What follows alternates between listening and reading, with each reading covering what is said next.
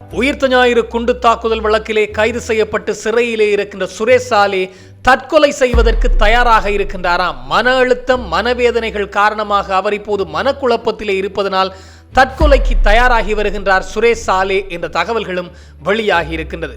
மேலும் கிளிநொச்சியைச் சேர்ந்த உதயநகரைச் சேர்ந்த இளைஞர் ஒருவர் அதுவும் விடுதலை புலிகளுக்கு ஆதரவாக பாடல் பாடினார், விடுதலை புலிகளை மீளுருவாக்கம் செய்தார் என்ற அடிப்படையிலே இப்போது பயங்கரவாத தடை சட்டத்திலே அதுவும் ஒரு பாடல் பாடியதுக்காக கைது செய்யப்பட்ட விடயமும் பெரும் பேசுபொருளாக மாறியிருக்கின்றது.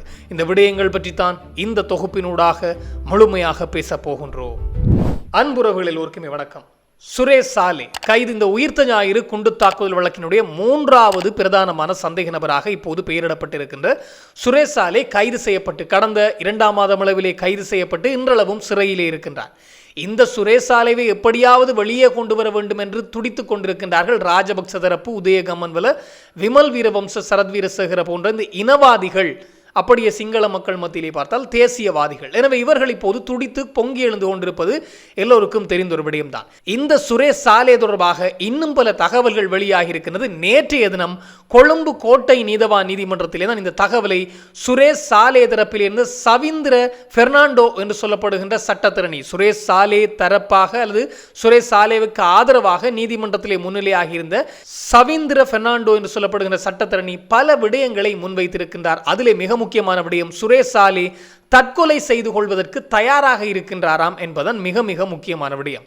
இதிலே பல ஆதாரங்களை குறித்து காட்டியிருக்கின்றார். அதுவும் நீதித்துறை சார்ந்த மருத்துவ அதிகாரிகள் சுரேஷ் சாலேவை மருத்துவ சிகிச்சைக்கு உட்படுத்தி இருக்கின்றார்கள்.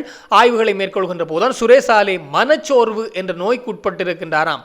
மனதளவிலே மிக பெரும் பாதிப்புக்கு உட்பட்டிருக்கின்றார் சுரேஷ் சாலே. அது மாத்திரமல்லாமல் மன அழுத்தம், அதாவது இந்த அதிர்ச்சிக்கு பிந்தைய மன அழுத்தங்கள், மனச்சோர்வு காரணமாக அவர் மிக பெரும் ஒரு விபரீத நிலைக்கு செல்வதற்கான வாய்ப்புகள் அதிகமாகவே இருப்பதாக நீதிமன்றத்திற்கு அறிக்கை ஒன்று சமர்ப்பிக்கப்பட்டிருக்கின்றது நீதித்துறை சார்ந்த மருத்துவ அதிகாரிகளினால். அத்தோடு சுரேஷ் சாலே கடுமையாக சித்திரவதை செய்யப்பட்டிருக்கின்றார் 5 இடங்களிலே என்ற அடிப்படையிலும் அறிக்கை சமர்ப்பிக்கப்பட்டிருப்பதாக சுரேஷ் சாலே தரப்பிலே முன்னிலையாகி இருந்த சட்டத்தரணி நீதிமன்றத்துக்கு தெரிவித்திருக்கின்றார். எனவே உடனடியாக சுரேஷ் சாலே பயங்கரவாத தடைச்சட்டத்திலே கைது செய்யப்பட்டிருக்கின்ற சுரேஷ் சாலே விடுவிக்கப்பட வேண்டும் என்ற கோரிக்கைகள் முன்வைக்கப்பட்டிருக்கின்றன. இதிலே மிக முக்கியமான விடயம், இந்த சுரேஷ் சாலே ஒன்றும் அப்பாவி அல்ல. பல படுகொலைகள், அதாவது இராணுவ புலனாய்வு பிரிவின் தலைவராக இருக்கின்ற போது, பணிப்பாளராக இருக்கின்ற போதும், அதற்கு முந்தைய காலங்களில் இந்த யுத்தம் இடம்பெறுகின்ற காலகட்டங்களிலும் இவருடைய பங்கு மிக பெரும் பங்கு. பலர் கடத்தப்பட்டு காணாமலாக்கப்பட்ட விடயங்களிலே தலையாரியாக இருந்தவர் இந்த சுரேஷ் சாலே.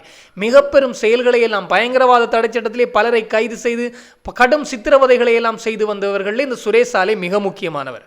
அதே சுரேஷ் சாலேவுக்கு இப்போது பயங்கரவாத தடை சட்டம் பாய்ந்திருக்கின்றது என்பது மிக முக்கியமான விடயம்.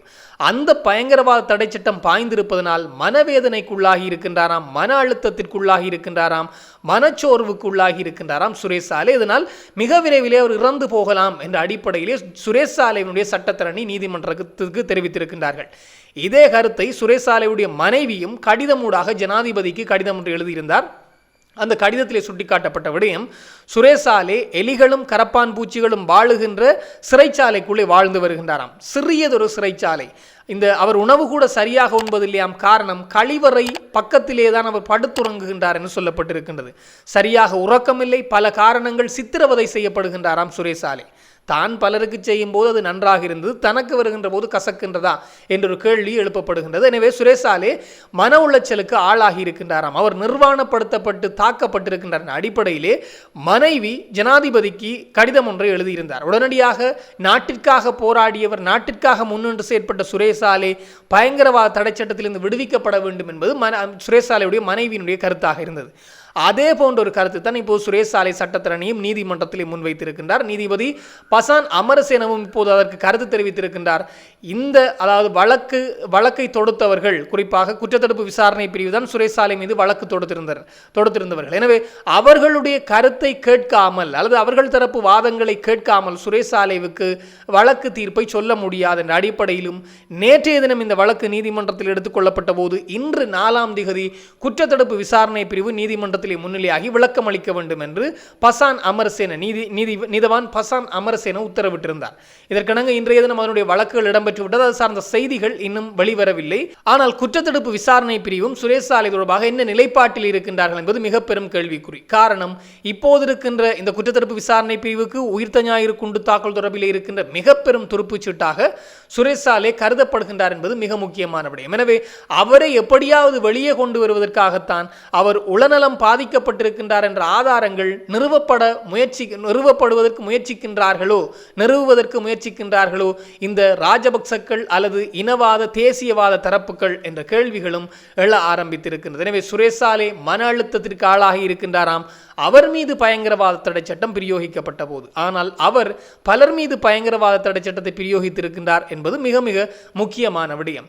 மேலும் அதாவது இந்த சுரேஷ் சாலை இராணுவ புலனாய்வு அதிகாரி பின்னர் அரச புலனாய்வு அதிகாரியாக இருக்கின்ற போது இந்த அரசுக்கு எதிராகவும் பயங்கரவாதம் எழுகின்றது என்று தெரிந்தால் அவர்தான் அங்கே உத்தரவுகளை பிறப்பிக்க வேண்டிய நிலையிலே இருந்தவர் என்பதும் மிக மிக முக்கியமான விடயம்.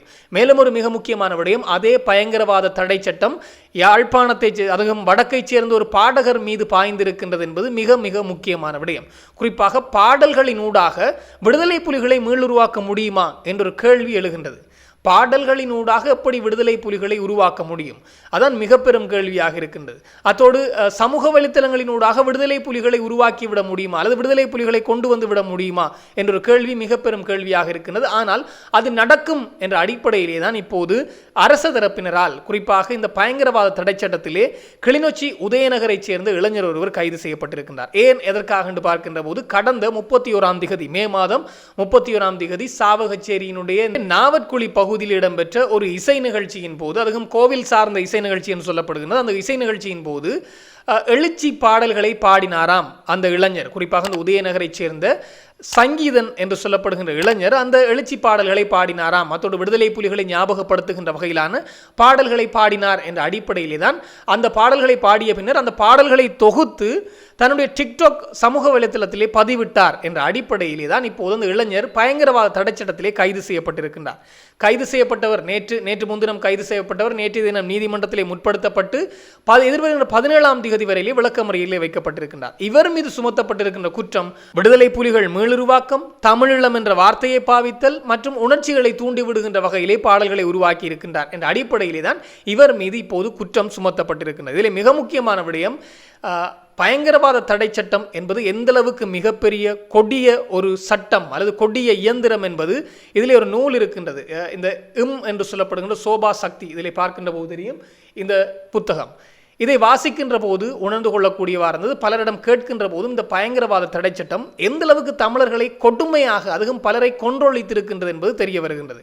குறிப்பாக ஜே.ஆர். ஜெயவர்தன காலத்திலே உருவாக்கப்பட்டதான் இந்த பயங்கரவாத தடை சட்டம். இந்த பயங்கரவாத தடை சட்டம் விடுதலை புலிகள் அல்லது போராளி குழுக்களோடு சேர்ந்து இயங்குகின்றவர்களுக்கு எதிராகவும் கடுமையாக பிரயோகிக்கப்பட்டது. அது மாத்திரமல்லாமல் ஜேவிபி சார்ந்தவர்கள் மீதும் அது பாவிக்கப்பட்டதுன்னு சொல்லப்படுகின்றது. எந்த அளவுக்கு என்று தெரியவில்லை. மாறாக அந்த பயங்கரவாத தடை சட்டம் காரணமாக 80க்கு பிற்பட்ட காலப்பகுதிகளிலே தமிழ் இளைஞர்கள், வடக்கு கிழக்கை சேர்ந்த தமிழ் இளைஞர்கள் கடுமையாக வஞ்சிக்கப்பட்டிருக்கின்றார்கள்.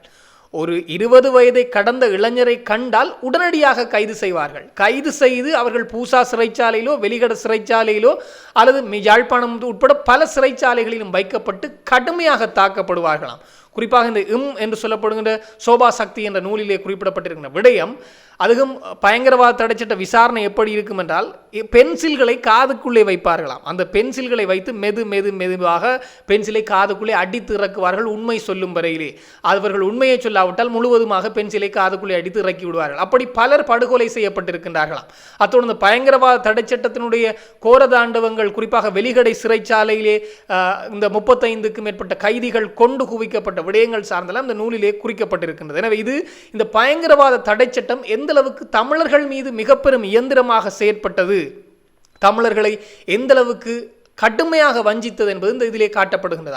அதற்கு பிற்பட்ட காலங்களிலும் இன்றளவும் பல அரசியல் கைதிகள் இருக்கின்றார்கள் இந்த பயங்கரவாத தடை சட்டத்திலே கைது செய்யப்பட்டு. அந்த அளவுக்கு பயங்கரவாத தடை சட்டம் என்ற இயந்திரம் அல்லது மிக பெரும் கொடிய ஒரு இயந்திரம் தமிழர்கள் மீது பிரயோகிக்கப்பட்டது.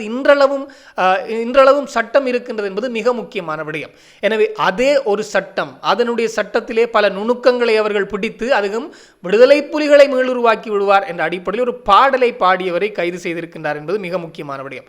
இதே போன்றுதான் மன்னாரை சேர்ந்த ஒரு இளைஞரும் ஒரு நூல் ஒன்றிலே கவிதைகளை எழுதினார். தமிழ் இஸ்லாமிய இளைஞர் ஒரு கவிதைகளை எழுதி நூலாக தொகுத்து வெளியிட்டார் என்ற அடிப்படையிலும் அவர் பயங்கரவாத தடைச்சட்டத்திலே கைது செய்யப்பட்டு சிறை வைக்கப்பட்டிருந்தார். எனவே இப்படியாக பயங்கரவாத தடைச்சட்டம் சின்ன சின்ன விஷயங்கள் மீது பாய்ந்து கொண்டிருக்கின்றது, எல்லோருக்கும் தெரிந்த ஒரு விடயம்தான். அதே போன்றுதான் இப்போது இந்த கிளிநொச்சி உதயநகரை சேர்ந்த அந்த இளைஞரும் ஒரு பாடலை பாடியதற்காக அல்லது பாடல் தொகுப்புகளை பாடியதற்காக கைது செய்யப்பட்டிருக்கிறார் என்பது மிக முக்கியமான விடயம். எல்லோரும் ஒன்றை புரிந்து கொண்டே ஆக வேண்டும். இந்த பயங்கரவாத தடை சட்டம் என்ற ஒன்று நீக்கப்படுகின்ற வரையிலே நாங்கள் தமிழ் தேசியம் சார்ந்தோ அல்லது தமிழர்களுடைய உரிமை என்ற அடிப்படையிலே தமிழர்களுக்கு உரிமை வேண்டும் என்ற அடிப்படையில் நாங்கள் குரல் கொடுத்தால் அது விடுதலை புலிகளை மீளுருவாக்கினார்கள் என்ற அடிப்படையிலே தான் அடையாளப்படுத்தப்பட்டு கைது செய்வோம். தமிழர்களுக்கு உரிமை வேண்டும் என்று கேட்டாலும் அது பயங்கரவாத தடை சட்டத்திலே கைது செய்யப்படுவதற்கு வாய்ப்புகள் இருக்கின்றது. காரணம், அந்த அளவுக்கு அவர்கள் அதனை மாற்றி வைத்திருக்கின்றார்கள். அந்த அளவுக்கு மோசமான விளைவுகளை இந்த பயங்கரவாத தடை சட்டத்தினால் ஏற்படுத்துவதற்கு தயாராக இருக்கின்றார்கள் என்பது மிக முக்கியமான விடயம். எனவே இளைஞர்களும் கொஞ்சம் நிதானித்து செயற்படுவது சிறப்பாக இருக்கும். காரணம், உணர்வுகள் எல்லோருக்குள்ளும் இருக்கின்றது.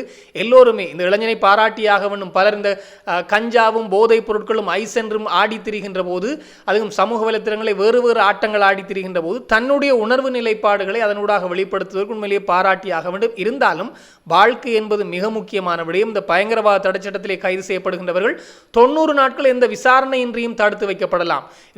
2 வருடங்கள் வரையிலே 14 மாதங்கள் வரையிலே அவர்கள் விசாரணை என்ற போர்வையிலே தடுத்து வைக்கப்படலாம் என்ற அடிப்படையில் சொல்லப்படுகின்றதாம். எனவே இளைஞர்கள் கவனமாக நிதானமாக இருப்பதும் மிக மிக அவதானமாக இருப்பதும் நன்று. காரணம், இப்போதும் அந்த பயங்கரவாத தடை சட்டம் அமுலில் இருக்கின்றது. எங்களுடைய உணர்வுகளை எங்களுக்குள்ளே வைத்து தேவைகளின் போது நாங்கள் பயன்படுத்துவது சிறப்பாக இருக்கும். பொது வழிகளிலோ இந்த சமூக வலைத்தளங்களிலோ தேவையற்ற விதமாக நடந்து கொள்கின்ற போது எங்களுக்குள்ளும் இருக்கின்ற சில அந்த ஊடுருவிகள் புல்லுருவிகள் எங்களை காட்டி கொடுத்து விடுவார்கள் என்பது இதற்கும் ஒரு சிறந்த உதாரணமாக இருக்கும். எனவே அதனை கவனமாக கையாள்வது மிக மிக முக்கியம். இந்த பயங்கரவாத தடை சட்டம் நீக்கப்படும் வரையிலே எங்களுக்கு, அதாவது தமிழர்களுடைய உரிமை சார்ந்து பேசினாலே நாங்கள் பயங்கரவாதிகள் தான் என்பது அடையாளப்படுத்தப்படுவோம் என்பது மிக மிக முக்கியமான விடயம். அதற்காகவே தான் இது இன்றும் இருப்பிலே இருக்கின்றது என்பதும் ஒரு கவலைக்குரிய விடயமாகவே இருக்கின்றது.